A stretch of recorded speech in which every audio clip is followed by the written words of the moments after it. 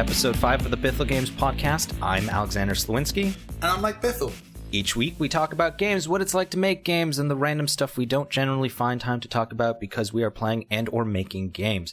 We also try to have guests on the show, but not this week. This week we failed. We didn't fail. It's just I wanted some us time. Oh, that's nice. Can't we just Netflix and chill? Yes. Well, I found out what that phrase meant. There's a really interesting, I don't know if it's happening in America, but there's a really interesting thing where news reporters don't fully understand what that term means and are you throwing it into conversation to try and sound hip. Do you have that in America? Is that a thing that's happening with you guys? Why? What does it mean? If you have an answer to that question, please send an email to contact@bithellgames.com. If you're a subscriber to our show on YouTube, this week you'll start seeing videos from the volume level design team going up on the YouTube channel, talking a little bit about the creation of levels for the game. You want to talk about that, Mike? Yeah, it went really well. We filmed them a little while ago, but they're cool. It's I think the weirdest thing was we were planning on recording. We were just going to kind of build a level and chat about it as we went. But one of the level designers showed up to my flat with a USB drive that had every work in progress version of every map that's in the game. So we actually were able to kind of step through all of the stages of development on different levels. So, you know, if you played the game, there's certain levels that you're going to see like real in-depth kind of progression of exactly how those change throughout development. So it actually turned out way more interesting than I could have hoped. So that's really good. We had a lot of fun.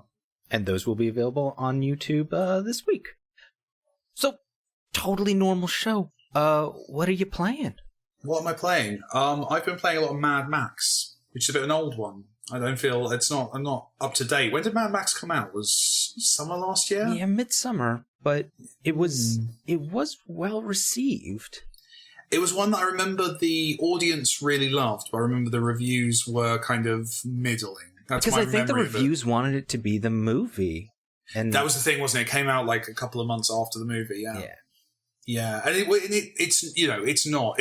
I think it's a very, very solid open world game, and I think that honestly, I suspect the reviewers are getting tired of them. Right, like it does everything very, very much in the kind of the genre expectations. You know, you go to a new area, you go up high, you see everything, you get everything unlocked for that area, and then you have to kind of go on missions in order to earn your way through the story progression. It is you know, everything every Ubisoft game does. Well, in terms of AAA, that's sort of the genre du jour for massive budgets. That's the only way to spend all that money, right? Like it makes sense, and it does have some kind of variety. I guess the big one is that there's not much gunplay. That's the really interesting tweak, is that it's ultimately a melee combat and driving game, which surprised me. I was expecting kind of your standard kind of third person shooter. I should say I dig Mad Max. I wouldn't say I was a massive fan, but you know, thoroughly enjoyed the new movie.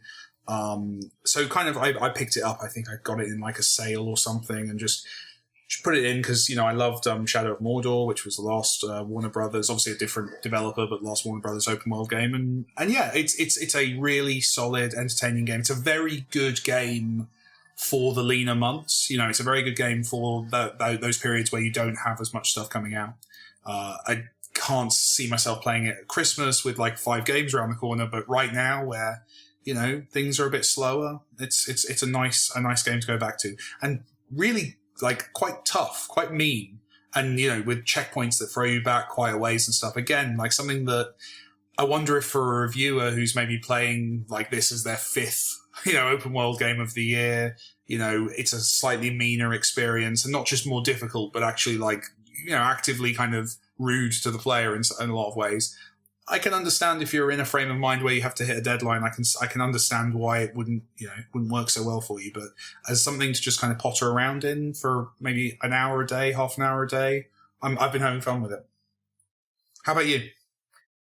I got a bunch of games. So do you want to tennis this back and forth? I'll do one. You got another one. So I'll combine these two because they're again much like Mad Max, old year but good years. Dungeon Defenders 2. Dungeon Defenders 2 has been, it feels like it's been in production forever. But Dungeon Defenders 2 recently had another massive update. So there's if you've played it previously, like within the last year, there's a bunch of new levels in there now. The balance is much stronger. The challenge has been upped. Like they are definitely, the team at Trendy are definitely finding themselves in that game. It's really starting to come together, and it's great. And Dungeon Defenders 2 has had a sort of long road from being announced as a MOBA about now. It feels like 5 years ago, but I'm sure it's only like 3 years ago. But as a MOBA plus Dungeon Defenders, the way it was classically known, to being transitioned to Dungeon Defenders 2 being a co-op tower defense game, and focusing on that, and just a lot of tweaks that they've done since then. But yeah, if you've got a couple buddies, that is definitely a game to get together and play. And in that same breath, Borderlands 2, the Handsome Collection. That's an old one, right? See, it's not that old on PS4. So if you've got 3 friends or just a few friends, and you want to get together and shoot stuff, Borderlands 2 is a great game for that. And it's really interesting because the DLC is so much tighter than the actual the normal game is. It loses itself somewhere in the middle, but then finds itself again, whereas the DLC is really focused. So when you finish the game, there's 4 or 5 different DLCs, plus it has the whole pre-sequel with it as well. So the best DLC by far is the Tiny Tina one, where it's Anthony Birch actually talked about this at GDC last year. It is the most character-driven of the DLC packs, and so it's Tiny Tina and the crew from Borderlands playing Dungeons and Dragons, and so she's trying to be a good dungeon master, but she's what's the term, Mike? Narrator, bad narrator, unreliable narrator. Unreliable narrator, yeah. So she comes up with this idea, and then they're just like, oh, that's really boring. Actually, this isn't what an unreliable narrator is, but let's go with it anyway. She comes up with a fun idea, but the rest of them are all like, that's really boring. So she just goes to the complete opposite extreme, and she hasn't balanced the game properly yet. So she sends terrible things after them, and they're like, this is impossible. So she changes it on the fly. It's really clever. Nice. It's that one's super fun. So yes, Borderlands 2. So if you got friends, which I recommend, friends I recommend. Dungeon Defenders 2 and Borderlands 2, really good games for those. What else have you been playing, Mike? So I've been playing one that I'm playing a little bit early, but will be out by the time this podcast goes up. Oh, is that this game? Firewatch. Oh, I'm so mad at you. What? Because I'm playing it. I'm so mad at you right now. Yeah, so full disclosure, I've got friends working on it, and they were lovely enough to send me a build, and I only found a couple of major bugs that they're currently fixing before the game comes out. But yeah, it's great, really great, and it feels like it is. What is it? Because all I've seen are the sort of trailers, but I don't actually know what the game is. So it's obviously, I'm going to be very careful here about spoilers or anything, but effectively it is a walking simulator.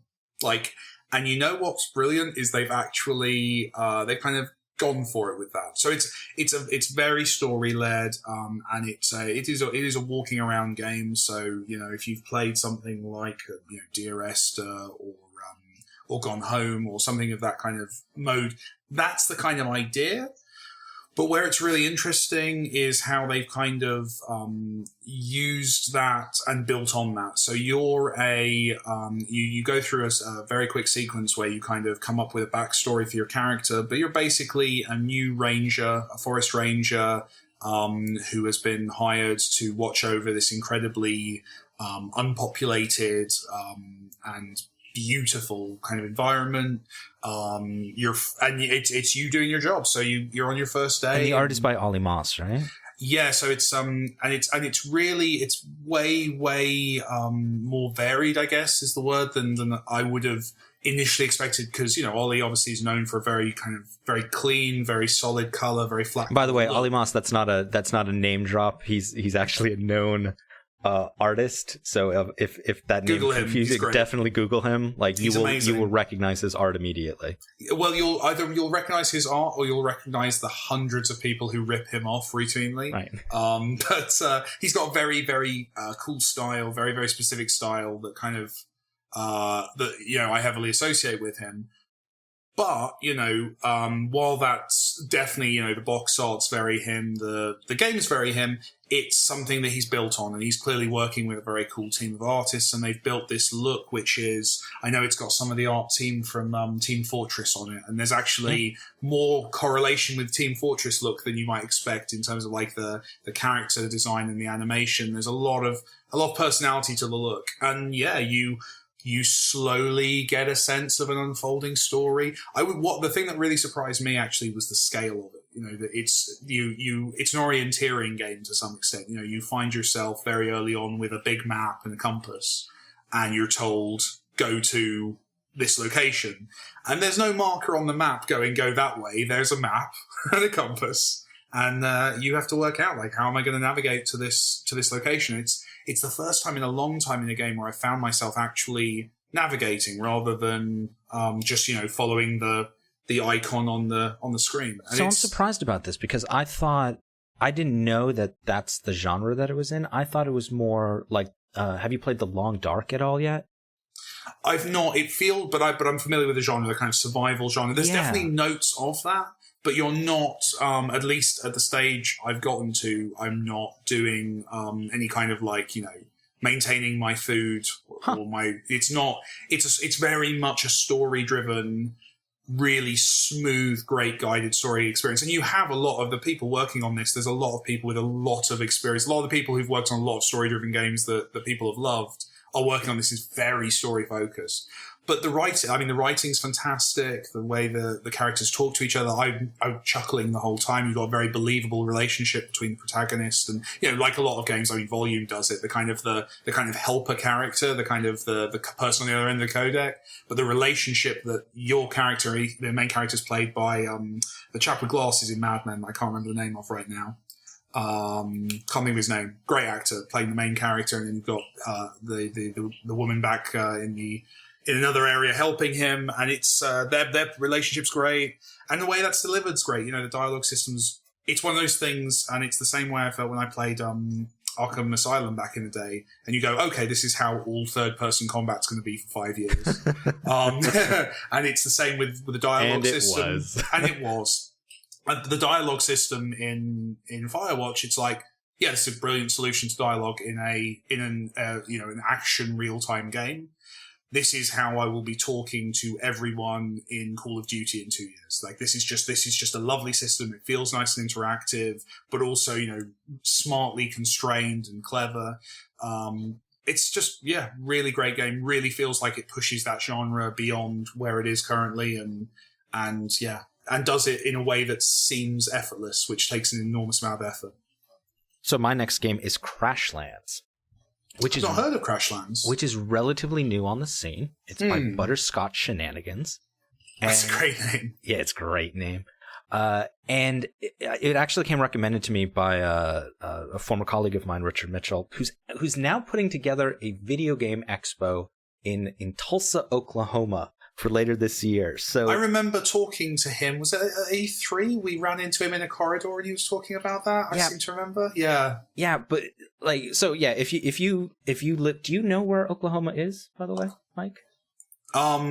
It's okay. Only the lyrics of the song about it. That's the full musical. That's my exactly. That's my geographic knowledge. So it's very very close to Texas. Gotcha. It's in that area. But yeah, there's not too many video game expos in that area. I mean, there's PAX South, but sort of an underserved market. So anyway, that's XBO. That's later this year in Tulsa, Oklahoma. Anyway, he recommended Crashlands, which is don't starve, but with pacing. Okay. So if Don't Starve is the the super roguelike, you're just like, you're gonna die and you don't even know, like, and half the time you're gonna die because you just did something stupid. Like, Don't Starve for me, I always died with the hounds. The hounds just got me every single time, to the point where I was like, just turn off the hounds. I'm like, no, it's part of the game design. I will go through this. Because that's me when it comes to games. It's like, I want to go with the vision. I will do this. But the hounds got me every single time. Eventually, by like day 40 something, like they just got you. But Crashlands holds your hand. It teaches you how to build stuff, how to protect yourself. You build arm, like it walks you through the steps of making armor, making sort of a settlement, making weapons. It is for PC and mobile, and it creates a online save, so you can take your game from PC and play it on mobile.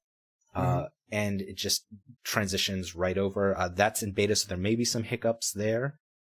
But yeah, it's a full survival RPG experience.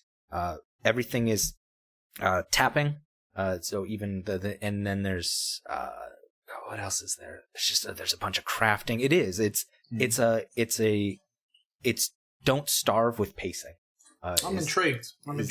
Yeah, it's very cool, and I'm waiting to see if it really if it gains some buzz, if it starts to catch on, because I have seen. So has it been out for a while, or no? It's only been out since the 21st. Oh, okay. Of January. So yeah, this is my first time either hearing of it, or I just kind of Google image search while I've been talking, and I've not seen anything of this game. So that'll be interesting to see how that catches on, and whether people kind of get into it, because it's one of those games that looks like it's perfect for a fandom, right? It's something that I can see people losing a lot of time in. And it's funny, the reason I first saw it, even before Richard mentioned it to me, is because when we had Mike Rose on the show a couple of weeks ago, and he was talking about his game, I went to the iOS store, and Crashlands was like right next to him on the charts. So I was just like, nice. I recognize that face. So yeah, Crashlands. What else have you been playing? What else have I been playing? Have I talked about Halo on here yet? I'm not sure I've talked about Halo on here. Potentially many moons ago. Okay, so Halo is one that I've been trying to get into. I've really been trying. Yeah, not a lot to say. I talked about Halo. I think I talked about Oh, is that Halo. what it was? Yes, you talked about Halo. So I finally got around to playing Halo, and I mean, I was a massive fan of the first one. I feel like I've been buying them ever since, out of kind of hope that it'll recapture that magic of the first. And the new one, I mean, it's tight. Like that core gameplay, that core shooting loop is amazing. But my goodness me, I have no idea any of the other stuff that's going on screen. The story baffles me. And I'm someone who pays attention to story. And the first one I got, but yeah, just at this point, I feel like I need to do homework in order to like fully appreciate the story, and that's throwing me off a bit. But I'm gonna keep playing and see how it goes. It feels great, and the meatiness of the melee and the new jumping and stuff, like, and the I think it was in the last one, the kind of charge attack, but feels really good again. So yeah, that's not a lot to talk about with that one, really. Just would you be down for a reboot of Halo? Yeah. Like full blown, just totally, like just wipe it clean, just clean the slate. You know what, that might work for me, because I feel like it's just at this point. Because aren't we going on 20 years? Like we're approaching. We're not. When was it? It would be 2000. It was the launch of Xbox. That was 2001, was it? Okay. So, but still, I mean, you're still right. It's 15 years. Yeah. So, like, there are no kids right now who played the first Halo. I think that's a pretty safe assumption. I guess that was the point of the Master Chief Collection, was to kind of remind people of that universe and give those players a chance to go back. But yeah, I kind of, because I think the core idea of Halo, the kind of future society, an alien race that's motivated as much by kind of religion and prophecy as by land grabbing. That's an interesting framework. That's a fun thing to do. And I think also what's really interesting is it works, if I wanted to get super nerdy, it works for this generation, for whom, a teenager nowadays, they've never seen a war that was, they've never seen a war that was two countries going up against each other. They've seen wars which are about ideology and about, this kind of separation of opinion in that way. And Halo kind of does that. And it's so it seems like it should be something that really connects with people. But yeah, I think at this point, I don't know who any of these characters are. I know Nathan Fillion's in it. I know there's the guy who I've seen on the box for the TV show. I think that's him, or is that a different character? No idea. I honestly, I'm kind of completely confused by that universe, and I feel like it expects me to know things. That's the thing is, you go to a comic, and I think it's an old Stan Lee quote, the idea that, every comic is someone's first comic. So every single Marvel comic, you could go and buy a Marvel comic off the shelf right now. And while there would be stuff you didn't understand, you would still be able to understand the story and be interested enough to go back and buy the next one. Otherwise, it doesn't work. And that's the problem that, comics often have to deal with, is kind of this idea of this heavy continuity, which is why they keep rebooting so that new people can come in. So yeah, maybe that would make me dig Halo more. Game design wise, it's flawless. Like game design wise, it feels incredible. And just the production values, forget about it. Well, it's amazing, but that's what frustrates me, because those production values are phenomenal, but they have absolutely no heft to them, because I don't know what that thing flying into that other thing is. There's no context for it, so it kind of, I lose it a little bit, lose track of what's going on. But yeah, so that's the one that I've not loved recently. You know who did introduce Wars of Ideology? Go on. Sid Meier's Alpha Centauri. One of the greatest games of all time. Yes. Okay. Anything else on your list? The last one on my list. Let's do it. The Darkest Dungeon. Okay. I've heard really good things. Yes, as you should, because that game is phenomenal. That game, depending on how the weird thing is that it's finally out now. I was going to say, it's been in early access for a very long time, right? But so I played it a year ago, actually. When the game finally came out, I looked at when was the last time I played it. And the last time I had played it was pretty much exactly 1 year. Right. And it is an RPG, a dungeon crawler RPG, horizontally, across, the survival elements of XCOM are in there. But what it also adds is this insanity mechanic to things. So your characters get stressed out. And when they get stressed out, they either pull through that stress with great fortitude, or they just crumble and go totally crazy. And that's when things can go really, really bad. And it is incredibly well designed. It is certainly if they can keep that momentum going and add some stuff throughout the year, it certainly is a Game of the Year contender, like right out of the gate. It is an incredibly solid, well thought through experience. And yeah, it has that XCOM thing where it's really tough, where there's this character you've been building up and they just die and they're gone forever.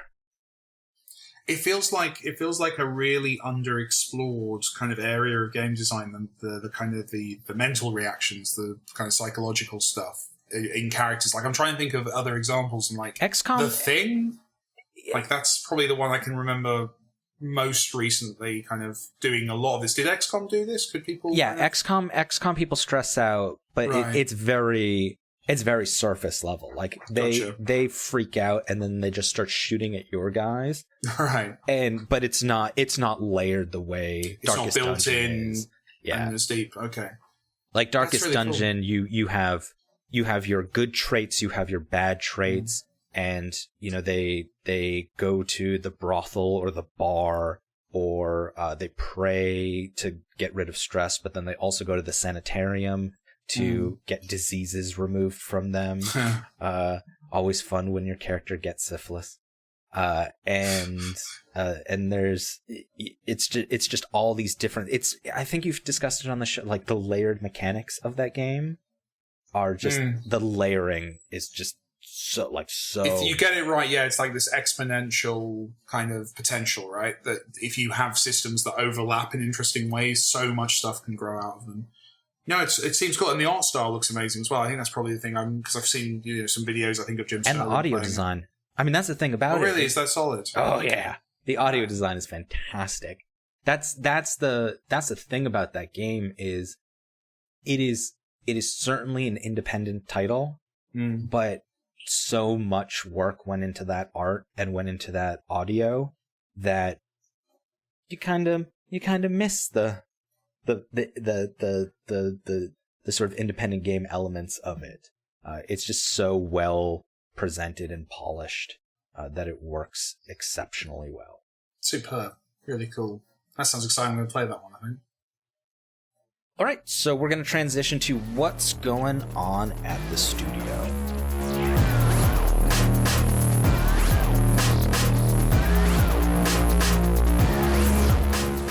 What's going on at the studio is that Mike's going to go on vacation. Yeah, there's nothing going on at the studio.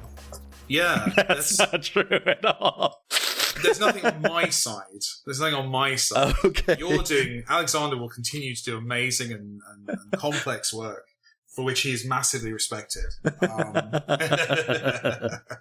No, I'm going to be taking a holiday. Yeah, which is, I think, my first. I'm going to take a good couple of weeks, and I don't think I've taken a holiday that long. Definitely since I've been independent, and I think actually for at least, barring kind of Christmas vacation, like I think at least 5 years, which is scary and not healthy. Yeah, so this is a very touchy subject in the video game industry. Yeah. The idea of vacation and the concept of crunch. And if you in any way don't believe that this is a touchy subject, if you follow any developers on Twitter, any, and they say pulling through this crunch or mention anything about crunch, just look at the responses. It's all really touchy. I think as well it comes from a lot of... I think the games industry now is a very large church in terms of like lots of different ways of making games, lots of different kinds of teams. And I think a lot of people have only experienced maybe one side of that or a few pieces of that. And therefore, when terms like crunch are thrown around or holiday, that can become very weird. And then you have things like fans complaining if you go on holiday, because they're like, well, where's that update? Where's that new feature? Where's the patch for this bug? Those kind of things. So yeah, it's incredibly, it's a hot topic. I think it comes from a lot of places, right? Ultimately though, it comes down to kind of health for me. That's the thing, is like, it's not healthy to be in crunch for crazy periods. And also it's not productive to be in crunch for crazy long periods, or indeed any periods. There's been some studies, right, that like, I think it's I think you can manage for about a week. And then after 1 week of working, beyond kind of traditional 9 to 5 hours, you're actually producing less than if you were in the 9 to 5 mode. Yeah, but Mike, the rest of the time you're only working 9 to 1, or I'm sorry, noon to 4. Then you're doing even less when you're in crunch. That's the thing, is we're not. It's something I've joked with friends who are more experienced kind of studio owners. That the last 3 years of my life have been a step-by-step realization of exactly why everything is the way it is in a lot of ways. Like, and the 9 to 5 thing, you very quickly realize, this is a really healthy way of kind of balancing life and work, that you have, you get up at a reasonable time, you do a solid day's work, but you're not tired at the end of it enough to not enjoy, friends and family and playing video games. Like there's a good balance there. And even though I definitely struggle with the work-life balance thing, I've definitely seen the benefit. But yeah, and then holidays are something that I'm starting to force myself to do. Me and Kerry went away for a holiday earlier in the year, which was lovely, to Amsterdam. But that was just a weekend. And now, going off for a couple of weeks. So it's something I'm learning the value in. But it's weird. Is there a cultural difference between the US and the UK on this one? Because I would say in the US we have guilt when we go on vacation.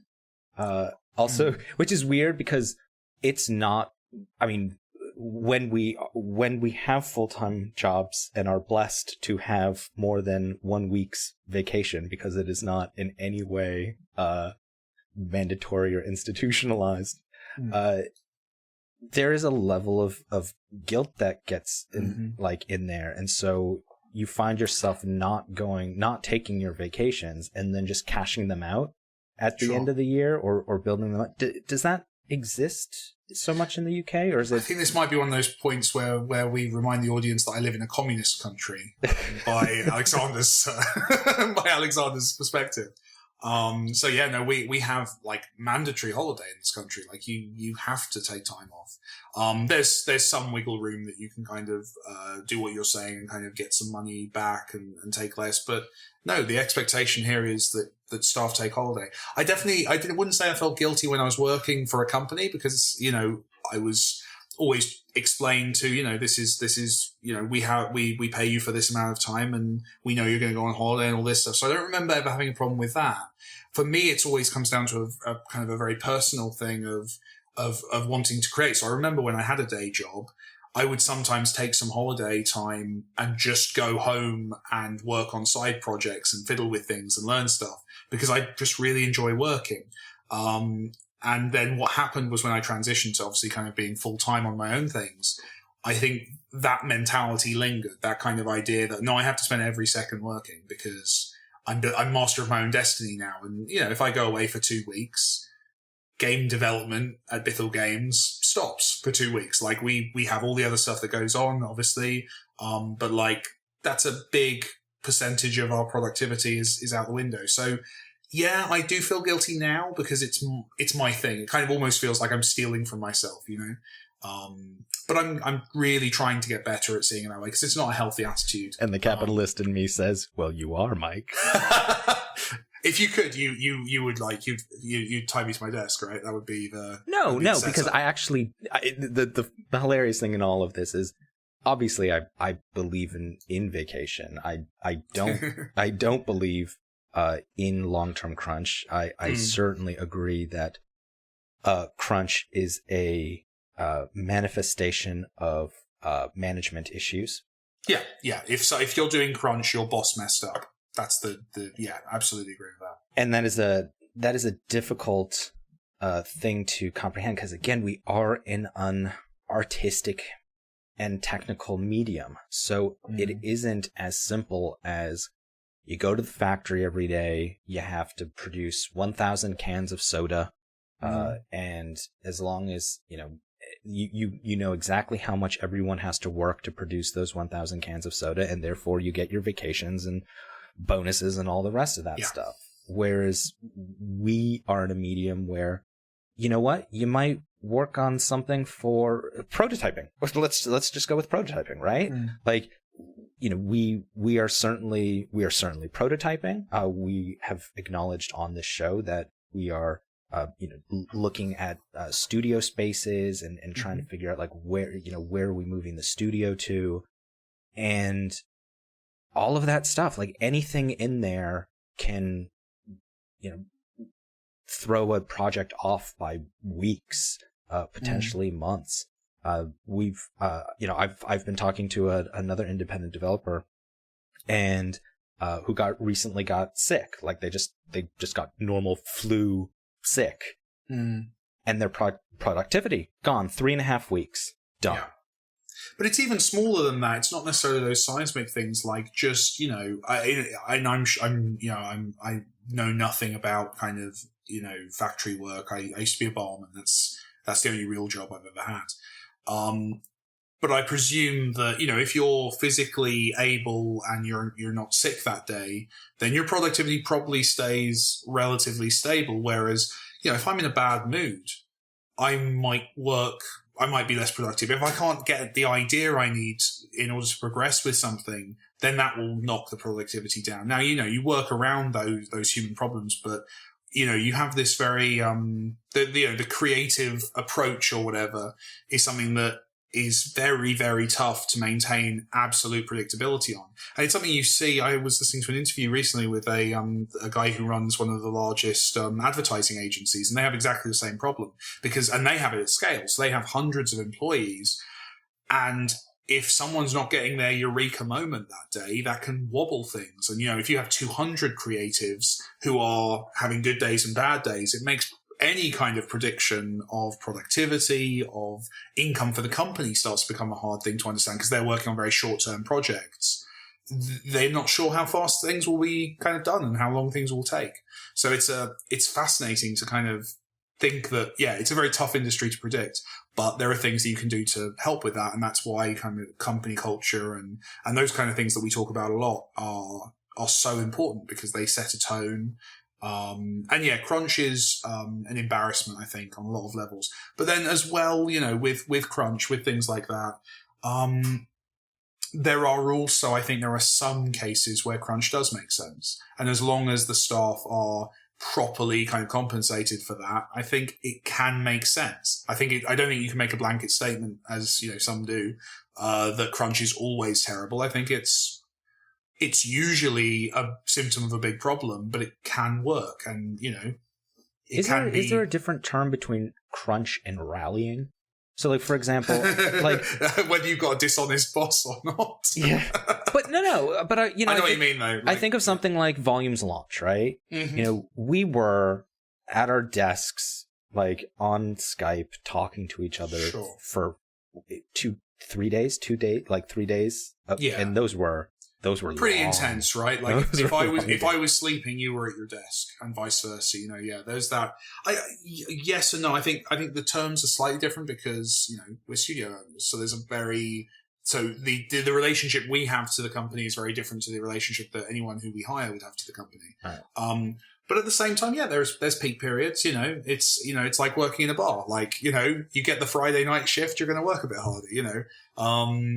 It's that scaled up. But I think, again, as long as you compensate the team, as long as you make sure that team is healthy and comfortable and happy as they can be under, a very stressful experience, I think it can be managed. Crunch, for me, crunch is different crunch comes down to duration. If it's over a week, then there's a problem. And the thing that really always worries me is when crunch is actually budgeted for and managed and planned for.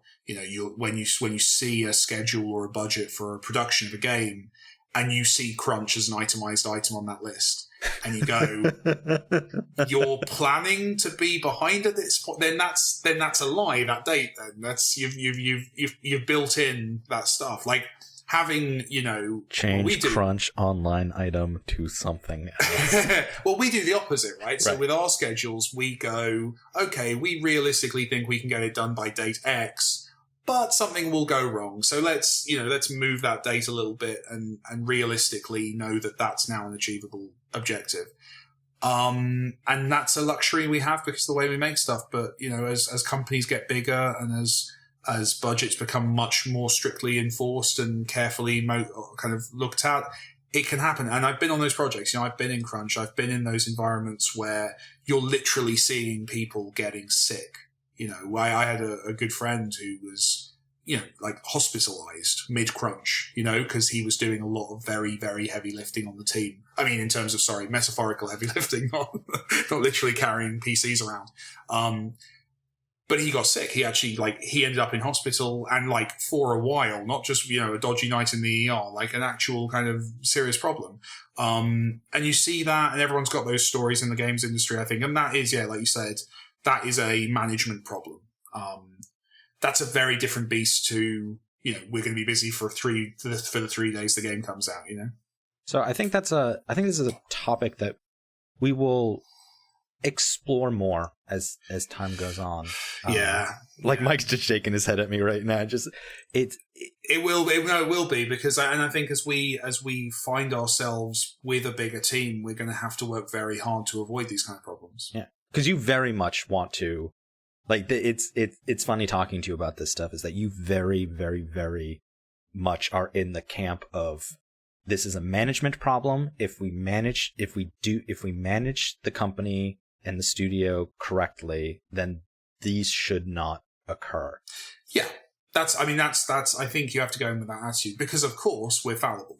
So we will make mistakes. But then how we deal with those mistakes is what defines us. This feels like the ending to a Disney movie I'm going through here. But like, well, no, I think it sets the stage. I mean, this is one of those things that, you know, as the show progresses and as, you know, the studio comes together and we start working on a larger project and we're talking about this stuff and we get to the crunch portion of things, and maybe we will have managed it properly and we won't be in crunch, or maybe we will, and it's kind of like we should really go back to episode 5. Listen to those naive, listen to ourselves in episode 5, because it keeps you honest. If you talk about this stuff openly, it also helps to try to keep you honest. Oh, absolutely. Well, I'm sure I'm going to spend my career having my old tweets sent to me.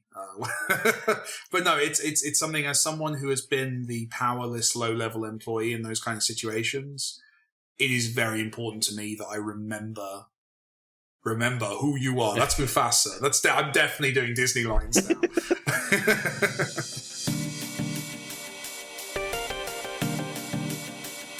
And next up is Reader Mail. This Reader Mail comes to us from Parachuting Frog on Twitter. Parachuting Frog is actually an independent developer. Oh, cool. Much like it's us. A great name. Great name. Is that a studio name, or is that an avatar pseudonym, or do you not know because I'm asking information you do not have in front of you right now? It is at Parachuting Frog. Okay.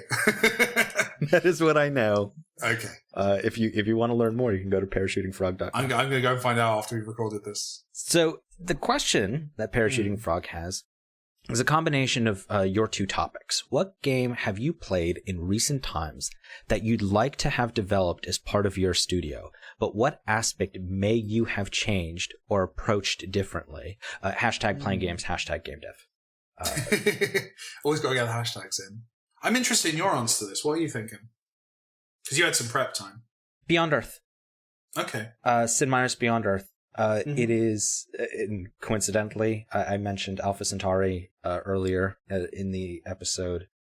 That is so Beyond Earth took a much more gameplay-focused approach to that series. It is based off of...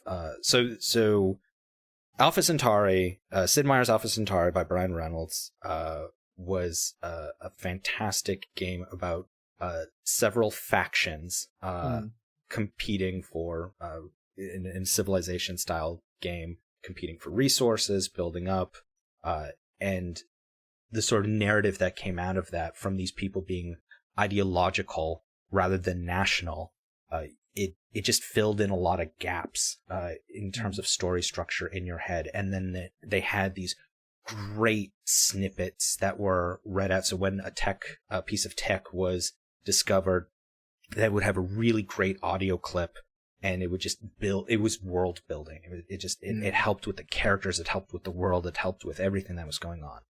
And what I felt with Beyond Earth is that it relied back on civilization and nationalism, and focusing again on, yes, we were talking about national conglomerates. So it was, I think it's the Pan-Australian group, sure. And that type of thing. But it was still everything. All the snippets were read by one character. You didn't get a sense that these people were very different. Their clothing, their style, nothing really gave you that sense of these are all different characters. And so where I would have gone differently in that is just narrative, is focusing on story and focusing on character, because that's what people remember about Alpha Centauri. That's really the thing that if you ask someone about Alpha Centauri, they can remember Lady Deirdre Skye, they can remember in the religious faction, the Spartans, the all the different groups. And there is no story there, but I can absolutely fantasize in my head how all of these people react to each other and what they do. And I simply didn't get that from Beyond Earth, which was certainly a reimagining or updated version of Alpha Centauri. That's a great one. I like that. Oh, yeah, so it's more of it. It was the world building you missed, the kind of the idea of the political scenario. Yeah, the gameplay was, the gameplay was Civ 5. It was solid. It had a bunch of new and interesting different features in there. Mm-hmm. They even added more with the expansion. So the strategy was there. I just didn't feel the characters and the world were driving me, because when you're playing Civilization, you go, oh, you, George Washington. Oh, you, or Gandhi. No, don't you do that. But you don't have that with these pan-Australian, other... They're abstracts. They've not been built up, yeah. So, that's really interesting. So you don't have that emotional reaction, so you need that character building, and that character building doesn't happen. So then you're kind of left with, okay, I've got a really well-designed strategy game, but the wrapping around it isn't helping. Interesting. It's interesting, actually. There's a similarity with my answer, so I'm going to choose a weird one, because I've been playing a lot of Lego games this last few months, and last year there was a tie-in game to the Jurassic World movie release, where they did a Lego Jurassic Park game. And if there's two things in this universe that I love, it's Lego and Jurassic Park. So I was profoundly excited to play that game. In the way that I imagine a lot of super Star Wars fans love the Lego Star Wars games. And it was okay. It was solid. And I definitely had fun with it. We played it all through. But the thing that stood out to me as just kind of, for me, missing the mark, and perhaps, maybe is a consequence of the audience it's designed for, and I might have been kind of hoping for a bit too much, is for me, it comes to what you're saying. For me, Jurassic Park is an incredibly defined geographical world. I know the layout of Jurassic Park. I probably could draw a map. I know exactly where the Tyrannosaur paddock is, right? And as a kid, with those, I had the maps, and I remember drawing out things. I know the layout, and it felt believable and it felt true. There was an inherent consistency to that world and that environment. So I'm still waiting on my Jurassic Park open world game. That's basically what I'm moaning about here. Is I want to go there because it works, and it's something that in the Lego game they do actually lean a little bit towards the open world thing, and they go there a little bit. But the story levels are very much kind of broken off into their own stuff. And honestly, I would have loved that to have been more in line with what they did with Lego City, where they actually built a Lego open world game. I would have loved to have played a Jurassic Park game that actually, followed the layout, followed the ideas and the structure of that world, and allowed me to kind of go and do my own thing. So are you saying Jurassic Park Tycoon? What are you looking for? No, I'm still looking for that. It's a Lego game, so I'm still looking for that Lego game kind of thing, running around, solving puzzles, punching things, punching my friends, co-op, all that stuff. But much like Lego City, a game that uses that geography and uses that sense of space and place. So with Jurassic Park, it's structured in a similar way to the Lego Star Wars games, where it's, 10 key scenes from the movie turned into very imaginative, very funny levels. I wanted the world of Jurassic Park recreated, and then I wanted an open world approach to that level design and layout. So I was a character of my own choosing from the movie or whatever, and I was off kind of investigating Jurassic Park, finding out what happened to everything, and kind of playing in that world more. Honestly, part of this is me imposing something that I just want. I just want an open world Jurassic Park game. I want Far Cry in Jurassic Park. That's what I want. You want Grand Theft Lego? Well, they made it Lego City. The Wii U launch title was literally Lego GTA. So Grand Theft Lego Park. I want Far Cry Lego Park. Jurassic Auto. Far Cry Lego Park. That's what I want. And it's Grand Theft Jurassic Lego Park. There we go. I got it. Grand Theft Jurassic Lego Park. Dennis Nedry stole the dinosaurs. Lego. Yeah, it works. But yeah, I'm imposing a lot on to something that probably, the realities of production, that would never happen. But that was probably, I just wanted to moan about why there's not the Jurassic Park game I want yet. That's basically what I'm doing. I'm sorry to Parachuting Frog. Parachuting Frog. I'm sorry, Parachuting Frog, for using your question as an opportunity to moan about the lack of open world Jurassic Park games. So if you have a burning question about games, game development, or just about the complexities of the universe, you can send those questions to us at contact@BithelGames.com. That's CONTACT@BITHELL Games.com, or through the YouTube comments of the show, or on the Twitters by pinging at Mike Bithell, or at Slewinski, which is me, SLIWINSKI, or at Volume Game. Yeah, all of those things. So, thanks for listening to this episode of the Bithell Games Podcast. We can always use your support, so please provide reviews and 5 stars on iTunes, likes and subscribes on YouTube, and positive reinforcement on whatever other platforms you're hearing this show on this week, whenever possible. This podcast was produced by Jonathan Downen. We'll be back next week. I'm Alexander Slewinski. Thanks again, and get in the last word, Mike. Uzbekistan.